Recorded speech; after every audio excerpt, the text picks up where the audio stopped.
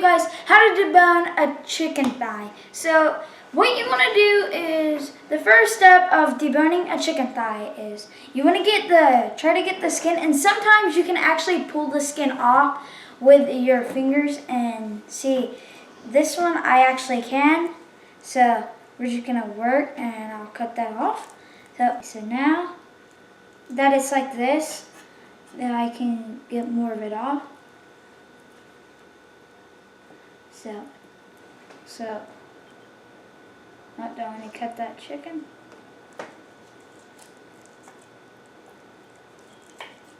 And now that's how you debone the bone. Hi, today we'll be making General Tso's chicken for you, and I wanted to show you some of the raw ingredients before they're prepared. So we're going to do a speed fast edit through this. I'm just going to go ahead and prepare this in front of you, and we'll do time lapse so this thing goes much faster than what it does. But before we do the time lapse, I just wanted to show you, if you don't have one of these tools, it's called a zester. It's really cool, and all you do is you just basically put your thumb at the bottom of the fruit and pull down. And what it does is it just strips off a piece of the fruit, a zest. And for this recipe, we're going to use 3 of them, so we're just going to do this 3 times. And if you do it symmetrically around the line, you kind of get a little neat decoration to it. In addition to that, we want 3 zests of orange.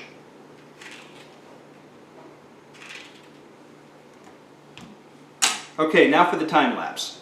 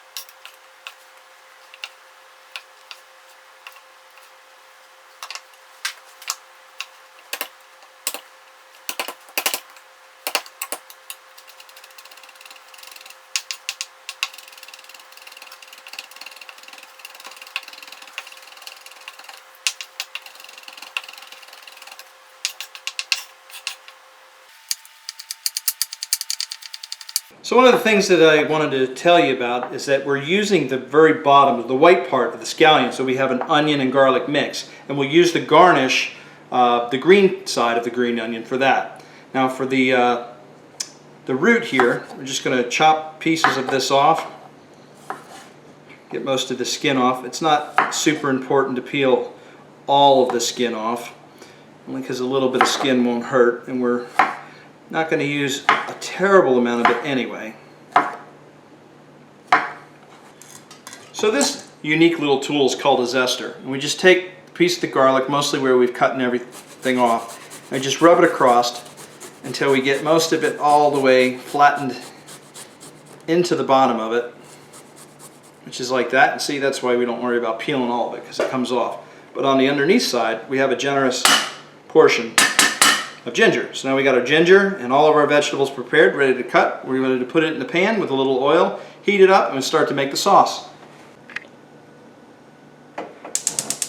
Alright, so we've just turned our oven on, and I've already added the canola oil. I'm just going to add sesame oil. And one of the things that I've done that I wanted to show you off camera in preparation was I took all the measurements of all the liquid ingredients and put them together. This way the better than bouillon mix gets broken down, and the cornstarch was mixed in here as well. And I washed my hands real good and used my hands in there to make sure I got out all the lumps of the cornstarch, to make sure that there's no lumps, because once you cook it and you start getting cornstarch balls, it's not that easy to fix. So that's a little tip rather, to help you make sure that you don't get lumps in your sauce.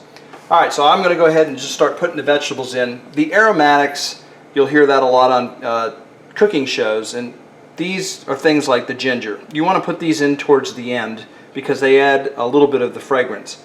I did, however, mix the rinds of the citrus in with the chilies, and the reason for that is because I wanted to infuse the chilies along with the citrus. And so that'll come through and be fragrant. And then we're going to garnish in with the cilantro and the green onion.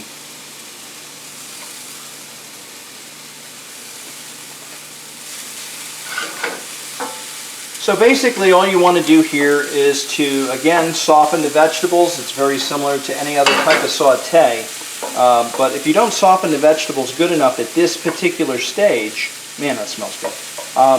Then what's going to happen is by the time you put your liquid in there to thicken it up and cook it, you're not going to have any time to cook the vegetables unless you wind up boiling it. And if you wind up boiling it, because the cornstarch that's in the mixture already, it'll get so thick you'll actually wind up having to add more water. So if you do that, or you find yourself not cooking these vegetables long enough, and then you wind up with a very thick, overly thick sauce, don't panic, just add more water. Water is the universal ingredient that doesn't mess up recipes, especially when you're trying to make a sauce and you reduce too far.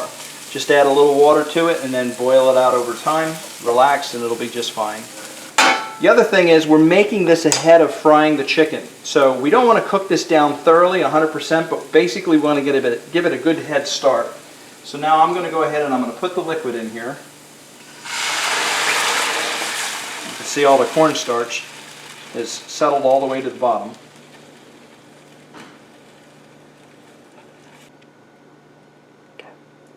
So I definitely missed the soy. I doubled the recipe because we have a lot of people over here. And so traditionally, this recipe that I'm going to give you will make enough for 4 people. But we have a couple extra folks coming tonight, so I had to double up on it. Alright, so if you do a taste test at this point, you may say, ugh, that is disgusting. That doesn't taste at all like General Tso's chicken. Well, the reason for that is because we've got the heat, we've got the salt, we've got the thickness, and one of the things that we don't have, and that we haven't added yet, is the sugar. So I'm going to go ahead and add the sugar, which will give us the nice sweetness. That's 1 cup of sugar in there now. We'll go ahead and get this mixed around. Turn the heat up just a little bit more.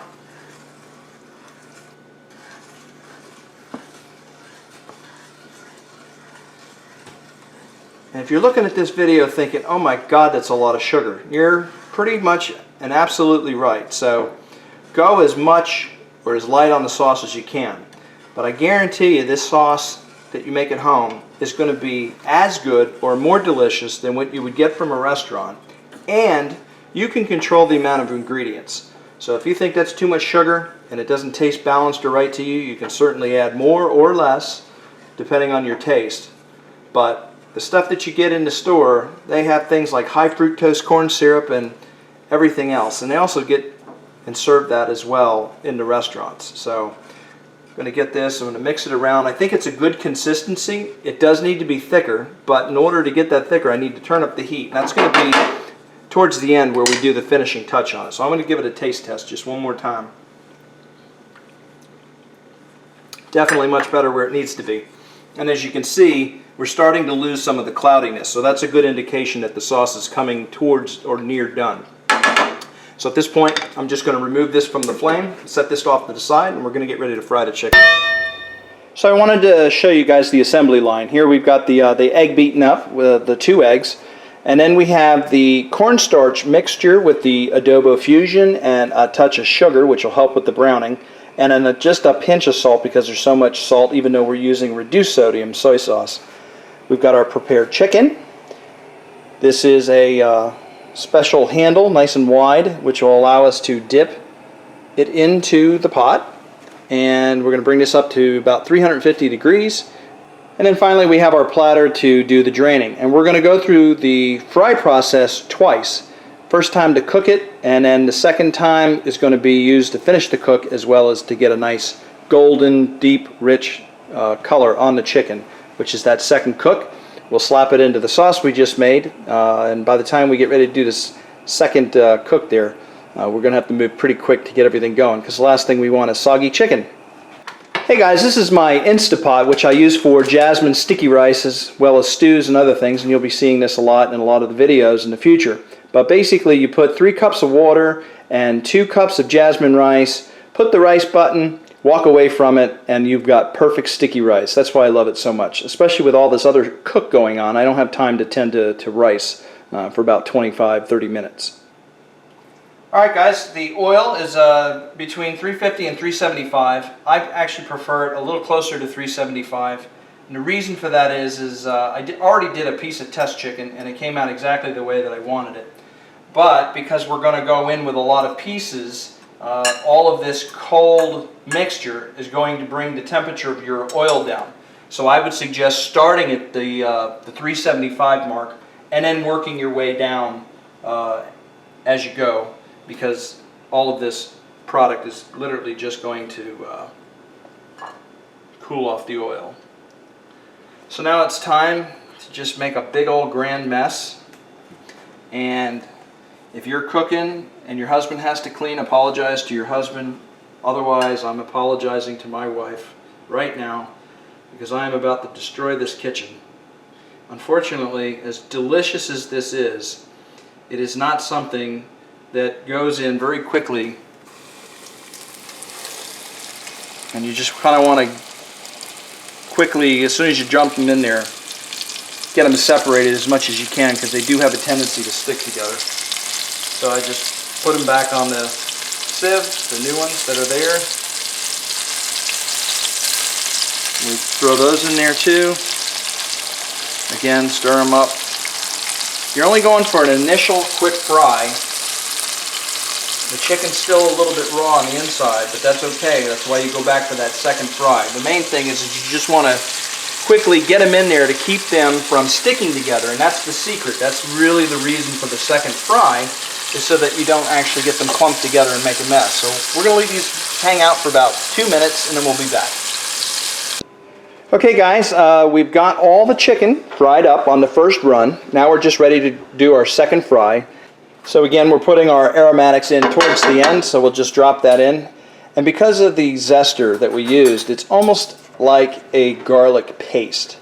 It's very fine in consistency. Okay guys, we are about 380 degrees on the thermometer, so we're holding there on temperature. I've just turned back on the sauce, and we've got it to a rolling boil, so this will be done actually pretty soon, so I'm going to have to probably turn this to low. That way it doesn't cook off too much more. And if we go over to the Instant Pot, we are down to the final minute, guys, so we're just about ready to start frying and plating up here in just a few moments. The color balance on my camera seems to be off. It doesn't look too good through the camera, but in any event, this chicken is definitely much more brown than the chicken is over here, which is much lighter. I don't know if you can see the contrast difference, but what we'll do is we'll go ahead and we'll pull a couple pieces out. We're going to dump it into the sauce. And there we go, much better. Ideally, if you had a wok, which we do, but I was too lazy to get it out tonight, just take it in the pan and do it like this. So this will be good for you guys that don't have a wok.